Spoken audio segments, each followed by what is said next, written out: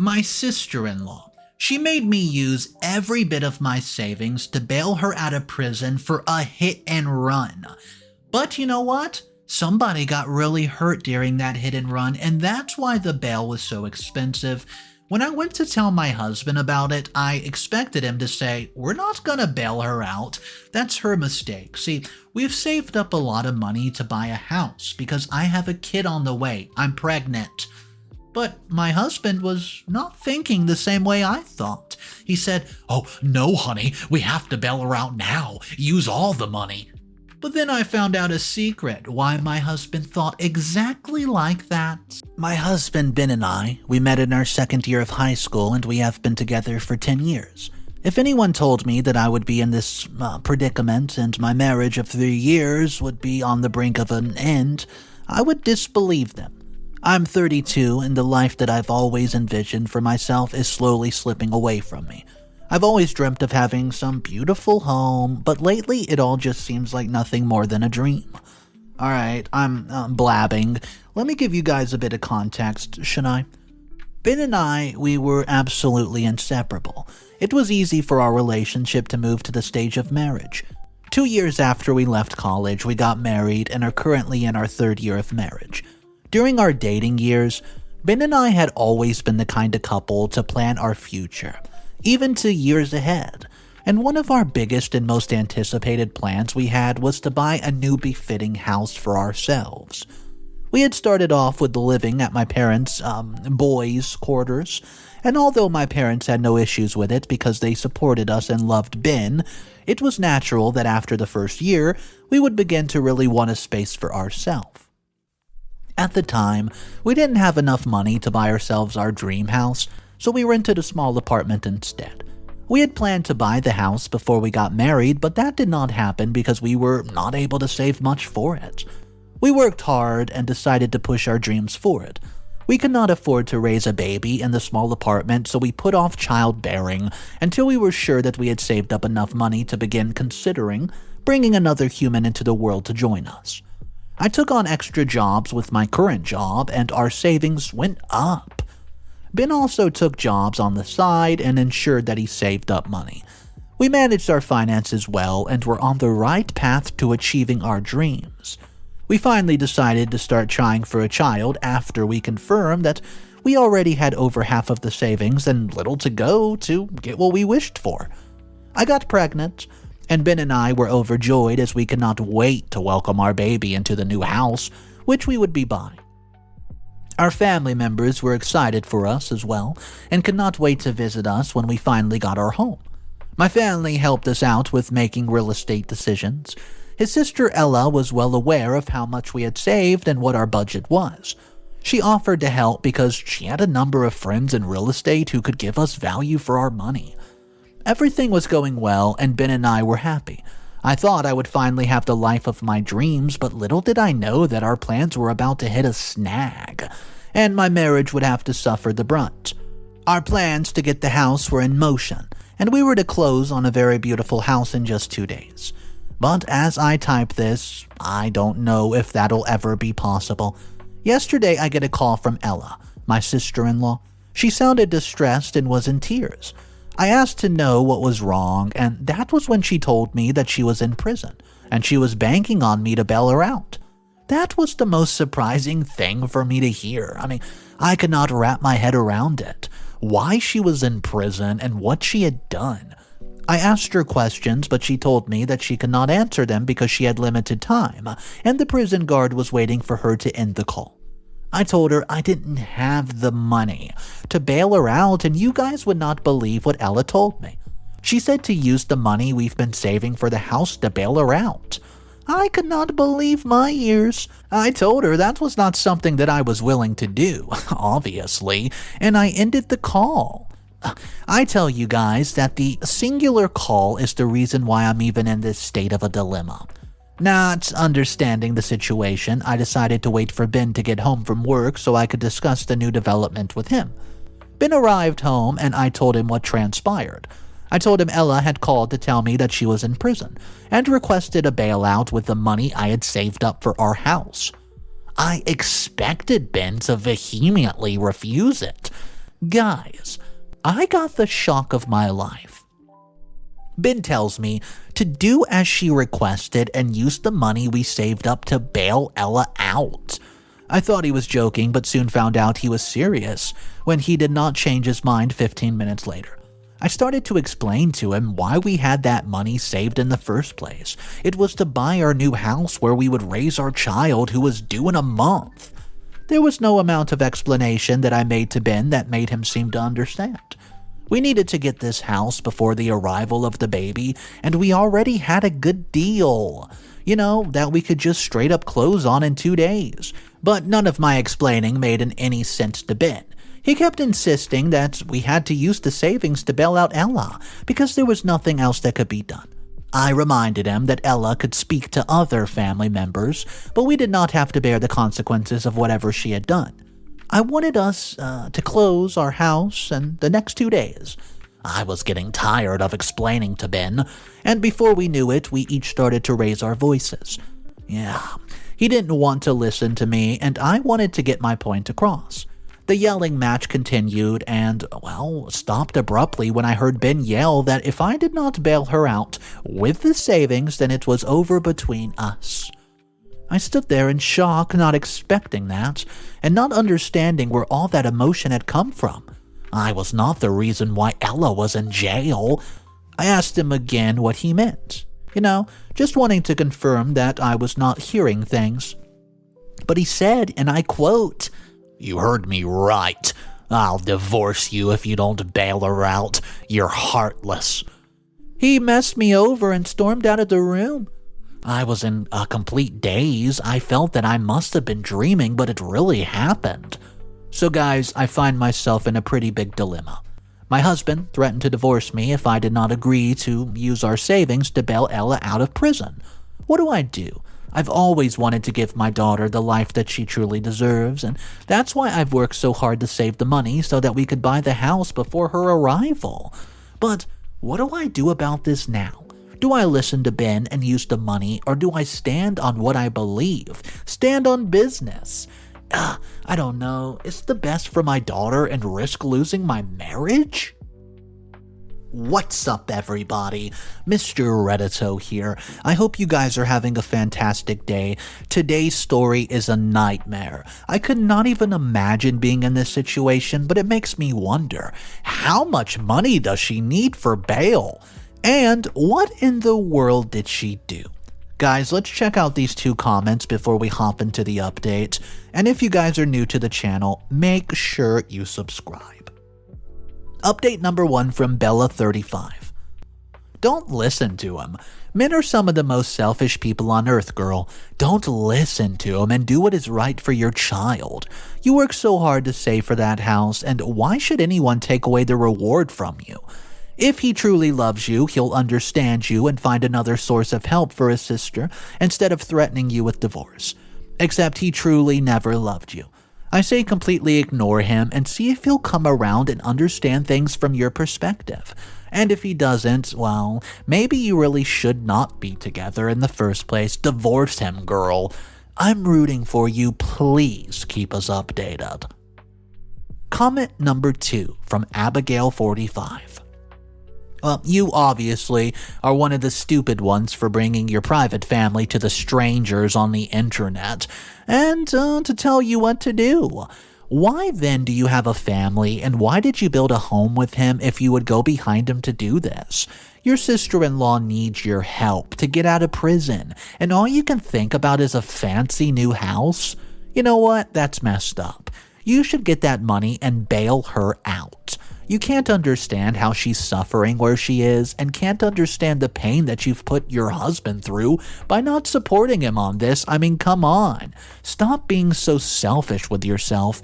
Use your money to get her out of prison. The house can wait. Update number 1, 2 days later. Hey guys. It's been 2 days after my first major argument with my husband over using our savings for our house to bail out his sister from prison. Today is supposed to be the day to make a final closing and purchase our dream house, but as you all know, things have gotten out of hand. I cannot begin to say how sad I am that we will not be able to make this long-standing dream come to pass. I could not get the house alone because Ben's signature would be required since we, registered as a couple, and I would also need access to his savings account since it was a joint account. Things at home turned into a drag, and there was no more excitement like there used to be. I tried to talk to him again the next day after Ella called so he could reason with me on how she could speak to other family members. I explained again, the need to get out of our small apartment and into our dream house before our baby arrived. This had always been my dream, and I was not ready to have anyone take what I worked so hard for away from me. All my explanations fell on deaf ears, and Ben insisted that I bail Ella out with the money. He would get home from work and not touch the dinner I made for him. All he said to me was, "Why have I not consented to bailing her out with the money?" This attitude of his got me really concerned. He would just hurl these insults at me and constantly threaten to throw me and the baby out before he was done with the divorce. I did not know what to do or how to handle things, and his threat persisted, and that was when I began to think that it could really be more than I knew. The Ben I got married to was someone who always supported me and would not give up on me for anything or anyone. So when he began to act that way, I knew that something was wrong. Could it be that somebody was threatening him and that threat was being translated to me? I didn't know what to think. I love my husband and I want to build my family, but I felt like Ben was not telling me everything and I needed to know more. That's when the idea to hire a private investigator to find out more occurred to me. You see, when Ben was out of the house for work, I put a call through to my buddy Triss. Triss and I have been best friends since high school, and she has always been my #1 support girl. I told her I needed her help with getting a good private investigator. I told her all that was happening, and she promised to help me get one. Yesterday, she sent me a contract to a very good PI. I met up with Wilson, the private investigator, at a coffee shop and explained everything to him. I needed him to dig out the details of what happened and why Ella was in prison in the first place. Wilson noted all that I said and told him that, he was going to get to work ASAP. He said to expect a response from him soon and we can see where things can go from there. Guys, I really feel devastated and hopeless because I never envisioned that I would be in this situation right now. I want to thank you guys for all your comments and the listening, what you've been doing. I really hope that this issue does not escalate and that Wilson doesn't find something that would completely break my marriage. Because if he does, what would happen then? I'll just have to wait and see what he has for me. Update number 2, 3 days later. Alright. Guys, it's been 3 long days and you would not believe what I found out. This feels like a daydream or some type of movie, but sadly it's my life. 3 days after I spoke with Wilson, he called me to meet up for a second meeting because he had made some discoveries and had important things to show me. I met him at the last location we met at, and that was when I got the surprise of my life. Wilson laid before pictures of Ben getting out of the car. The CCTV camera in the neighborhood captured him perfectly. There was no mistaking it, it was him. I remember that day that he wore that blue shirt and black jeans, and he told me that he was talking to his sister and he was going to take her to do some shopping for her new apartment. They had stayed out so late that day that I got worried and called his mom. He later came home, apologized, and went to bed without giving me an explanation on why he was out that late. Wilson inserted a flash drive into his phone and played a video for me. It was, him in a drunken state hitting on a woman who appeared to be in her middle 50s. Upon realizing that the woman who was bleeding from the head had passed away, he got out of the car and quickly went to the passenger seat, replacing Ella, and they sped off. After watching the clip, I could not close my mouth for 5 minutes. I was in shock, and Wilson had to steady me because he knew that kind of shock could do to a pregnant woman. I found it difficult that the love of my life, the man I spent 10 good years of my life with, could do such a thing. Not only did he off that innocent woman by drinking and driving, but he also evaded the punishment by pushing his sister into the driver's seat. How cruel can one person be? I touched my tummy, my protective motherly instincts, wanting to shield my unborn child from the cruelty and chaos that was in this world. I could not believe in a million years Ben was capable of doing something like that. I sat there in silence, unable to put my thoughts together. After thanking Wilson and paying him for his services, I took a long walk home and fell on the bed in tears. Guys, Ben will be home soon, and I don't know what to do with this new information that I found. I'm disappointed in him. What do you think that I should do? Do I pretend like I know nothing and still try to get him to talk to me about it? Or do I just come out and tell him I know? That I knew that he had been up to something and that he has been caught red-handed. As it is now, my marriage is at stake.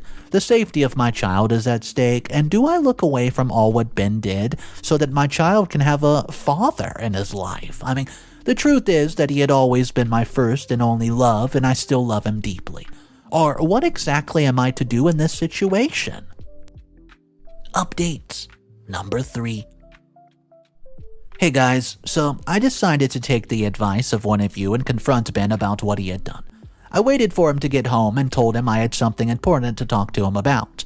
He completely ignored me, but as soon as I mentioned that it had to do with, bailing Ella out, he left what he was doing to come and sit on the chair across from me in the dining area.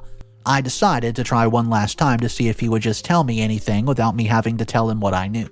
So I asked him if he had anything he wanted to tell me about the entire situation. He shook his head and told me to continue with what I was going to say because he did not have all day to sit around and listen to me. At this point, I was tired of probing, so I came out outright, and I told him that I knew that he was involved in a hit and run, not Ella. I watched his expression change from shock and then back to normal. He just tried to play around with it, asking me if I had gone crazy. But I had my evidence, and I knew that he was the culprit, so I just was determined to get him to accept that he was the criminal and not his sister. You guys can't even imagine how bad I feel that I'm writing a sentence with my husband's name and criminal in the same sentence. But well, it is what it is. So I told him I knew everything, and he should simply confess it to me and we would resolve it together. After all, I was still his wife and I loved him. You guys will not believe what happened next. After all this talk about being his supportive wife and loving him no matter what, to my shock, Ben stood up and swore to goodness that he did not know what I was talking about and he was not involved at all in Ella's case. I don't know what hurt me the most. The fact that he was a cold-blooded, unrepentant criminal, or the fact that I have no value before this man's eyes and he could lie to me on a whim about something this serious. I started to ask myself if he had lied on many different occasions too, other circumstances, but I did not catch it because I trusted him too much. Still in shock that this guy swore to the heavens above that he did not know what I was talking about, I told him to give me a few minutes and I got up from the dining area and went into the bedroom to get my bag. I returned to where he was sitting, brought out just one picture from my bag, raised it up and said to him, "Do you want to tell me who this is?" I saw the blood on his face drain. He simply kept staring at me, unable to say a word to me, and I told him I had more evidence of him being a criminal, and that I was not the only one who had it. I think some sort of miracle of transformation must have happened, because the same Ben who had been threatening me, he dropped to his knees, shedding crocodile tears and begging me to not report him. I started to laugh because it was funny. Ben told me that he was really sorry, and the reason why he had to make Ella cover for him was because he was scared of going to prison as a new father. He wanted to be able to stay sound to care for our kid. Hearing this, guys, I didn't know how to feel. It is a noble thing that he wanted to stay and raise our child, but at the expense of someone's life and another person's freedom? So here we are, guys. I'm in another dilemma, and now I have the evidence. I have everything I need to make Ben pay for what he's done, but should I do it? I don't know. Do I want my husband to spend the rest of his life in prison and away from our kid? Tell me what to do. What would you do? Should I report him or not? Update number 4, 2 days later. Thank you guys for following my story. It means a lot to me, so thank you. Anyways, It's been 2 days since I confronted Ben about his actions and told him that I knew all about it, and I had all the evidence to show for it. That evening, after the conversation, Ben came again to beg me to not report him, and I told him that I need some time to think about things, and I was not making a promise to him that I would not report him. Can you believe that telling him to give me some time to think about it upset him? Not only did he begin to resume the threats about divorce, he started to call me an evil, heartless mother who did not want my child to enjoy being raised by a father.